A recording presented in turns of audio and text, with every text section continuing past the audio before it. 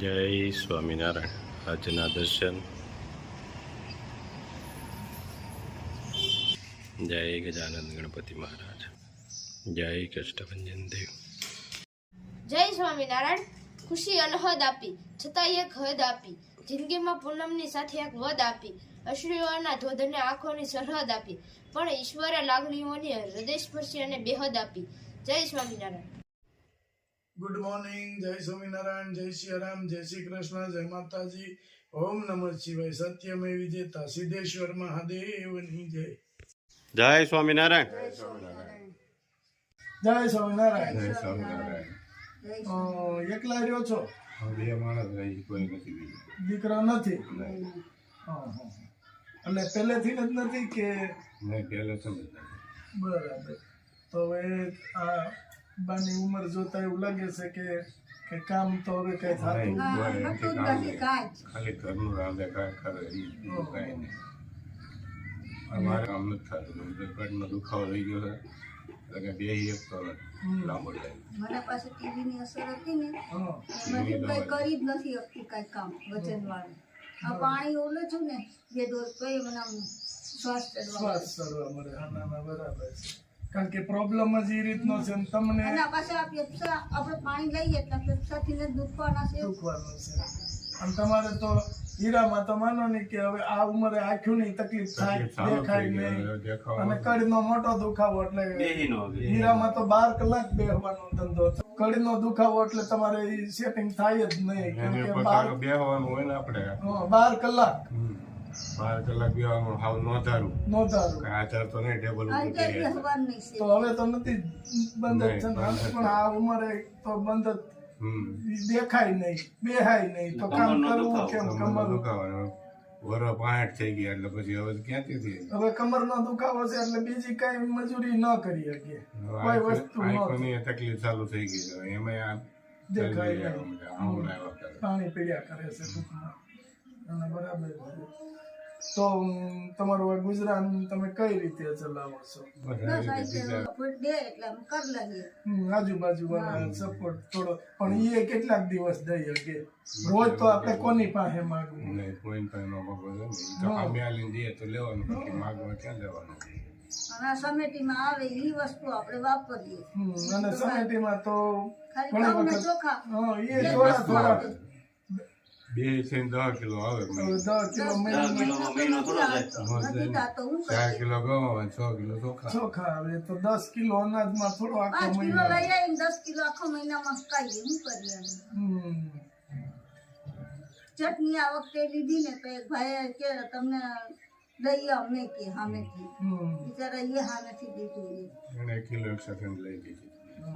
કારણ કે રસોડું 2 જણાને જમવાનું હોય એટલે રસોડાની અંદર ઘણી બધી વસ્તુ આપણે જોઈએ. કે હાવ કે નકર રોટલા ઉપર તો હા, કેમ નકરો રોટલો તો કેમ ખાવો? તેલ જોઈએ, મસાલા જોઈએ, બધું જોઈએ. શાકભાજીનું તો હાલો તમારે અહીંયા ઈ તો ખેડૂતનું મળી ગામ છે જાય તો છે. થોડા જાજુ તમને મળી જાય. પણ જે કરિયાણું જોઈ એ તો આપણે લેવું જ પડે. લેવું. અને દવા દવા તો પછી દવા સરકારી સરકારીમાંથી નથી લાવો તો પ્રાઇવેટમાં ક્યાંય ગયો તો. એ તો સારું એટલું. હા, એટલો ફાયદો કે સરકારી. અમરેલી જાય નકર અહીંયા ને પછી અમદાવાદ જતા રહીએ સરકારીમાં. ન્યાય શિબિરમાં તો નહીં ગયો. હા, પણ એ એટલું આપણે સારું છે કે સરકારનું થોડુંક દવામાં રાહત છે. દવાખાના કામમાં નકર તો અમારા જેવા બીજા એક ભાઈ હતા ને એને અમને બધા સપોર્ટ દઈને અને કાગળે કરી દીધા. એમાં અમે જઈએ બિચારા એ હારા આપણે આશીર્વાદ દઈએ. અહીંયા ખાટલેથી ઊભી થઈ ગઈ. નકર તો દયાળુ હું ઘણા હજુ છે દાદા. દયાળુ આપણે ઘણા આત્મા એવા દયાળુ હોય છે કે બધું તમને કમ્પ્લીટ કરી દે. કાગળિયા હાલો આર્થિક રીતે તમને મદદ ન કરી શકે તો આવી રીતે કાગળિયામાં કે એમાં મદદ કરી કારખાનેથી ને એટલી મદદ થોડી થોડી કરવી. કરી દે. દાખલ કર્યો હતો ને અમદાવાદ સિવિલમાં. હા. કારખાને રાજવાલા ભાઈ પ્રવીણભાઈ ને બે હતા. કારીગરો એમાં 3000 રૂપિયા જેવું હતી. ના, ના, બરાબર. 2000 પ્રવીણભાઈ એમ કીધું 5000 લઈ લીધું. દવાખાને. પણ અહીંયા દવા અને દવાખાનાનું મફત થાય. અહીંયાથી જવાના ટિકિટ ભાડા વધારે બીજો જતા. ખર્ચો તો લાગે ને. હવે ઘરમાં કાંઈ હોય નહીં તો બીજો ખર્ચો ક્યાંથી કાઢવો? કોને કેવું? હાલો ને આગળ એકાદ સંતાન હોય તો ભલે નાનો હોય તો આપણે આશા રહી કે કાલે સવારે મોટો થઈને કામે ચડી જાય. પણ હવે ભગવાનને હા એમ પછી આ ઓલું વૃદ્ધ પેન્શન કેવું કઈ આવે છે એને એકને આવે છે. આવે છે તમારે એના કાગળિયા કરો પણ એ કે બીપીએલ કાર્ડ જોઈએ, બીપીએલ કાર્ડ છે. નિરાધાર નું ફોર્મ આવે છે એમાં 1000 નું તો મારું ભર્યું મેં. તો એમાંય હાલે એમાંય હાલે. હા હાલે તમારે ઈ કરી દેવું કાગળિયા. કાંઈ વાંધો નહીં. અમે તમારી માટે લાવ્યા છે ઈ જમવાનું, અને તમારે ભગવાનની દયા હશે તો પછી આગળ કાંઈક થઈ રહે. કોઈ ના કોઈ દાતા જાગશે કે ભાઈ આપો, કે નથી થતું હવે બીમાર રહેશે. હા બીમાર રહેશે અને હવે એનાથી હલાતું નથી, આ બાથી કઈ કામ થતું નથી, તો એ કોની પાસે લેવા જાય, ક્યાં કમાવા જાય? ક્યાં કમાવા જાય? કાંઈ વાંધો નહીં.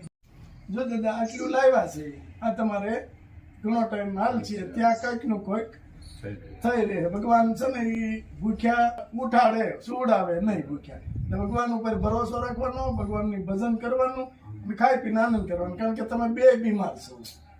જો કાંઈ તમે કામ કરવાની કોશિશ કરશો તો વધારે બીમાર પડશો તો તમારે કરશે કોણ આગળ પાછળ? બરાબર? એટલે બહુ કોઈ છે ને એટલે કોણ કરે? હા બહુ ટેન્શન નહીં લેવાનું, ખાઈ પીને આનંદ કરવાનું, ભગવાનનું ભજન કરવાનું. કોઈનું કોઈ ભગવાન દઈ રહે. અને આ મકાન છે દાદા, આ મકાન તમારું છે? નહીં, ભાડે છે. ભાડે છે. કેટલું ભાડું લે છે? ભાડું 700 રૂપિયા ભાડું છે. 700 રૂપિયા દાદાને ભાડું છે. Light bill, light gas, bill હવે 1000 રૂપિયા વૃદ્ધા પેન્શન આવે, એમાં 700 450 ભાડું. રૂપિયા લાઈટ બિલ આવે. એટલે હવે કારણ કે તમારા શરીર તમારો સાથ નથી આપી કે કામ કરવામાં, પણ કઈ વાંધો નહીં, ભગવાન કંઈક નું કંઈક કરી દે. કરી દે. એટલે ભગવાનનું ભજન કરજો, ખાઈ પીને આનંદ કરજો. દાદા આ કીટ આપને મુંબઈ થી કમલભાઈ નયનભાઈ વોરા એમના તિથિ નિમિત્તે આપી છે, તો એને આશીર્વાદ આપો. આશીર્વાદ આપો. જે ભગવાન એને વધારે દે, બરકત દે અમે ભગવાન. અહીં વરાયું બોલાતું નથી, અને આશીર્વાદ બધાએ દીધા કે ભાઈ ભગવાન એને સુખી રાખે, ખૂબ આગળ વધારે, અને આવીને આવી અમને મદદ કરી છે, એનો ખૂબ ખૂબ આભાર. ખૂબ ખૂબ આભાર. હા, જય જય સ્વામિનારાયણ. જય સ્વામિનારાયણ.